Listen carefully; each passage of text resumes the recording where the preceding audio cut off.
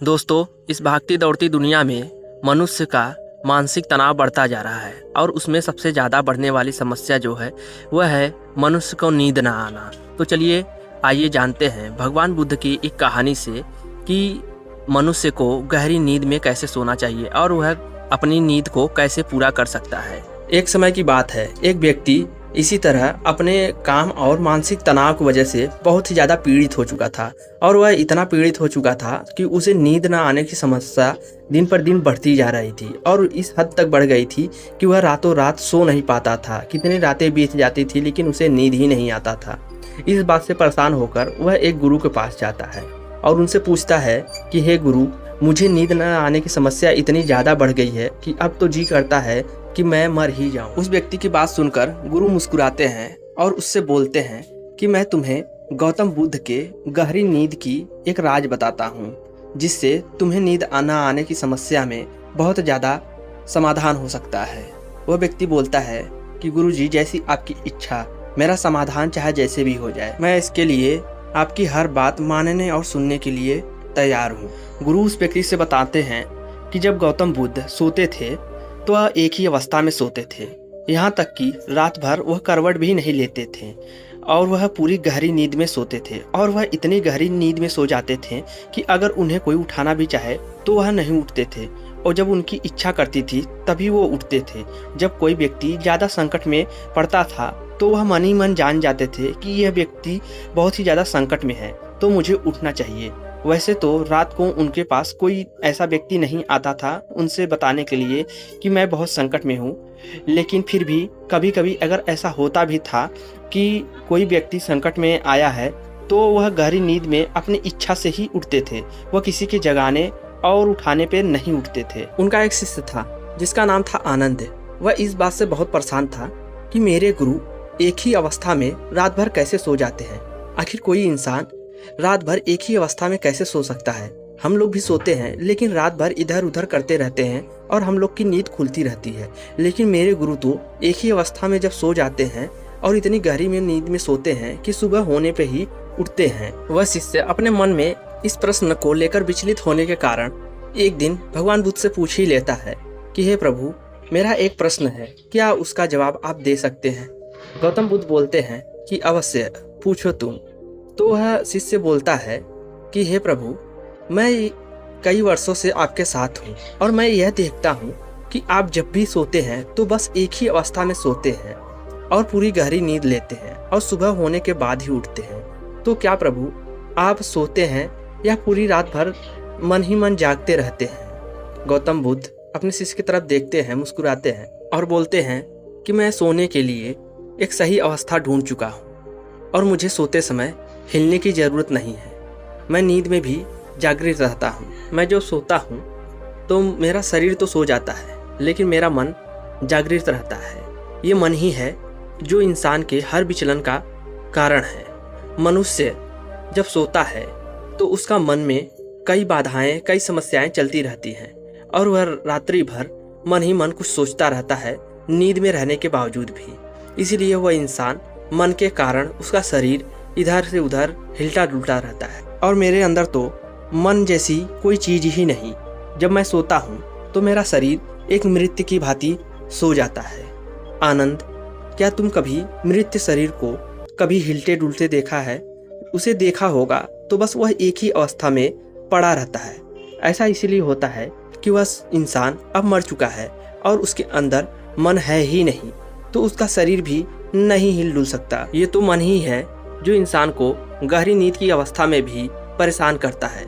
एक बार मन स्थिर हो जाए तो इंसान का शरीर जिस अवस्था में सोएगा वह उसी अवस्था में सोता रहेगा और वह एक गहरी नींद में सो सकता है। लेकिन उसे सोते समय अपने मन को काबू में करना पड़ेगा, अपने दिनचर्या को सोते समय भुलाना पड़ेगा, अपने मानसिक तनाव को भी दूर करना होगा। बस उसे अपने मन को काबू करना पड़ेगा, तभी वह इंसान एक गहरी नींद सो सकता है। इस कहानी को पूरा करने के बाद वह गुरु उस व्यक्ति को बताता है कि जब एक सामान्य आदमी सोता है तो वह पूरा अचेतन हो जाता है। उसको आसपास का कुछ पता नहीं चलता कि आसपास में क्या हो रहा है, क्या नहीं हो रहा है। लेकिन जब एक बौद्ध व्यक्ति सोता है तो वह गहरी नींद में सोने के बाद भी जागृत रहता है। जिस तरह उसकी दिन में आंखें खुली रहती है, उसी तरह उसको गहरी नींद में भी उसकी आंखें खुली रहती है। इन सभी बातों को सुनकर वह व्यक्ति बोलता है कि गुरुजी, लेकिन हम लोग तो आम इंसान हैं, अपने मन को इतनी आसानी से काबू नहीं कर सकते हैं। फिर वह गुरु बताते हैं कि मनुष्य अपने सोने की अवस्था को खुद ही बिगाड़ता जा रहा है और अपने मन को खुद ही विचलित करता जा रहा है। सोने की अवस्था को बिगाड़ने के ये 5 प्रमुख कारण हैं, जिसके कारण व्यक्ति सो नहीं पाता है और उसे नींद नहीं आती, जिसके कारण वह जिंदगी भर बहुत परेशान रहता है। पहला कारण, मनुष्य के सोने का एक निश्चित समय का न होना।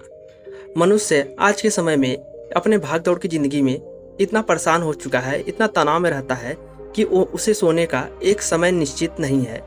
अगर मनुष्य सोने का अपने एक निश्चित समय निर्धारित करे कि मुझे मान लीजिए 10 बजे सोना है, तो उसी टाइम उसे सोना ही सोना है। व्यक्ति आज के समय में तो हमेशा उसका सोने का कोई टाइम ही नहीं, कोई 12 बजे सोता है तो कोई 2 बजे सोता है, तो कोई पूरी रात जागता रहता है और सुबह होने के टाइम ही सो जाता है और 9-10 बजे सुबह होकर उठता है।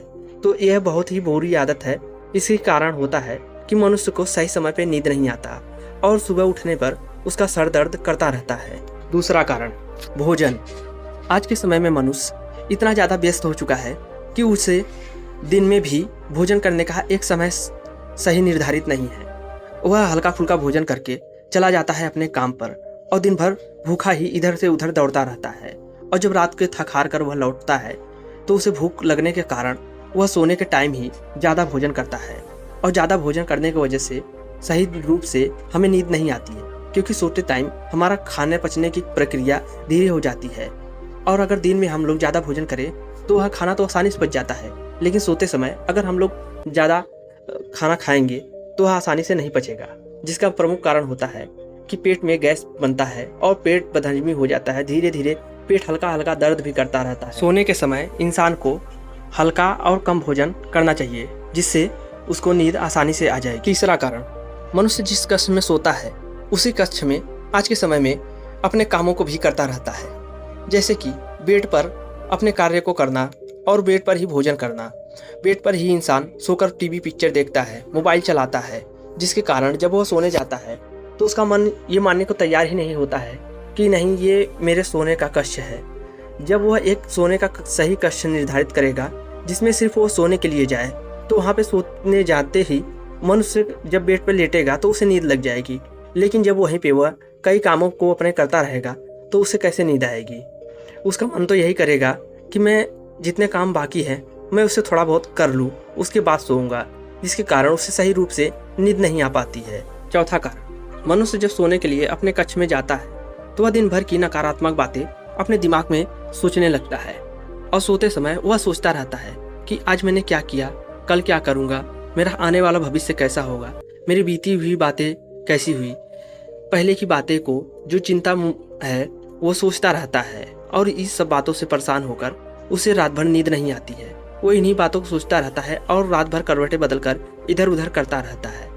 मनुष्य को सोते समय किसी भी नकारात्मक बातों को अपने दिमाग में नहीं चलाना चाहिए और न ही उसे सोचना चाहिए, जिसके कारण उसे आसानी से नींद आ सकती है। लेकिन आज के तनाव वाली दुनिया में तो इंसान सोते समय भी अपने काम के बारे में सोचता रहता है, जिसके कारण उसका सर दिमाग सब बेचैन रहता है, तो उसे कहाँ से सही नींद आएगी।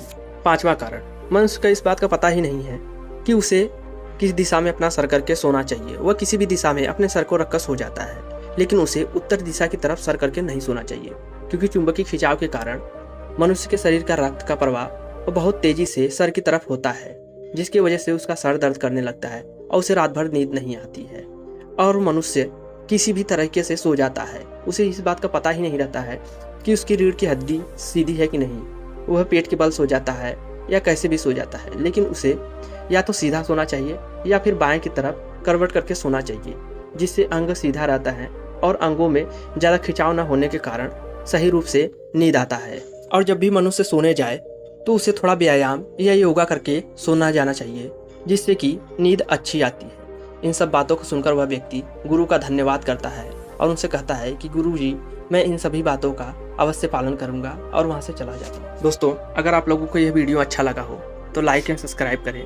मैं ऐसी ही knowledgeable video, inspired story video लाता रहता हूँ। आप लोगों की एक लाइक एंड सब्सक्राइब से मुझे और भी मोटिव मिलेगा, जिससे मैं और भी अच्छी अच्छी वीडियो आप लोगों के लिए ला सकूँगा। धन्यवाद।